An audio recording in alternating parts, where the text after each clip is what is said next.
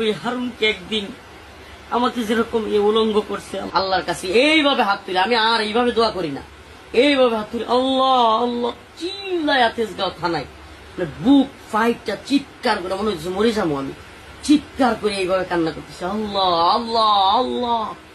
এক পর্যায়ে থানায় যারা 2টা-2:30টার সময় ছিল সবগুলো 2-1টা অফিসার আমার সাথে কান্না শুরু করছে।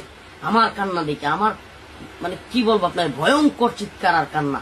আমি আল্লাহ আল্লাহ এইভাবে হাত উপরে এইভাবে তুলে কাঁদতেছিলাম চিৎকার করে। আমার মনে হয়েছিল আমার আল্লাহ ছাড়া কেউ নাই, আমি এইভাবে কাঁদতেছিলাম আর ভয়ঙ্কর ভাবে।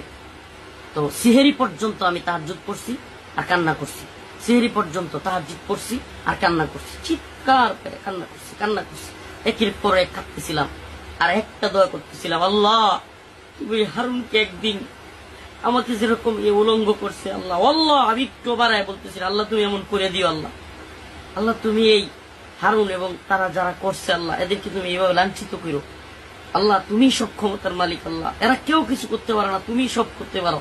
আমি খালি চিল্লাই দোয়া করতেছিলাম, জোরে জোরে দোয়া করতেছিলাম। ওরা এক পর্যায়ে অল্পই তো ইমান আছে, মানে মুসলমানের সন্তান যেগুলো, এগুলো আপনার ভয় পেয়ে গেছে কিছুটা। আমি ওদের চোখে মুখে আতঙ্ক দেখছি। একটা লোক বাসা থেকে খাবার নিয়ে আসছে, যে এসআইটা রাত্রে কিন্তু ডিউটিতে একজন এসআই থাকে, মামলার দায়িত্বে থাকে।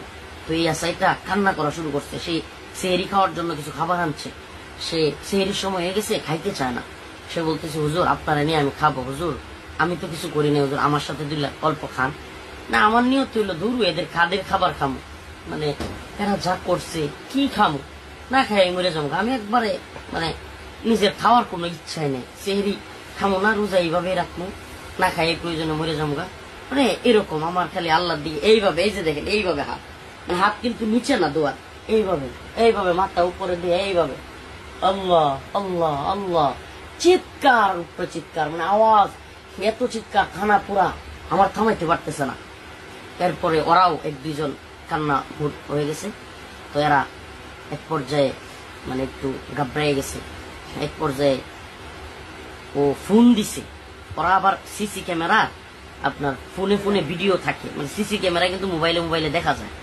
তো এসআই যেটা আমার মামলার আয়ু এবং ওসি তদন্ত এরা চলে গেছিল, এরা আবার ফোন দিছে আমার কান্না দেখে আপনার সিসিতে ফোন দিয়া। ওরা বলতেছে যে হুজুরের খাওয়ার চেষ্টা করো, হুজুরের আর কাটতে দিও না। হ্যাঁ, ওরাও বলতেছে। এটি আমি আবার যেহেতু আমার রুমের সামনেই ওই ডিউটি রুম শুনতেছি, তখন ওই লোকটা এসে অনেক চেষ্টা করছে। বাস্তবে তার কথা বলতে হবে, এই আছে এটা হুজুর অল্প খান, আপনি না খাইলে আমিও খাবো না, আমিও রোজা রাখি, হুজুর দয়া করে আপনি খান।